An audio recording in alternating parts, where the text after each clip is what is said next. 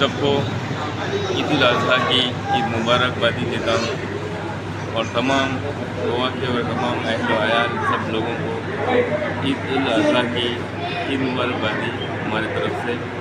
आज कोनाडी में ख्वाजा सुन्नी मस्जिद में शदीद तादाद से बहुत लोगों ने आज यहाँ पर नमाज़ अदा की। सबने नमाज का पूरा अरकान अदा किया और आज नमाज आज मुकम्मल पूरी हो गई है और काफ़ी पैमाने पे काफ़ी तरह से लोग यहाँ पर मौजूद थे। कम से कम 500-600 के ऊपर लोग यहाँ पर मौजूद थे।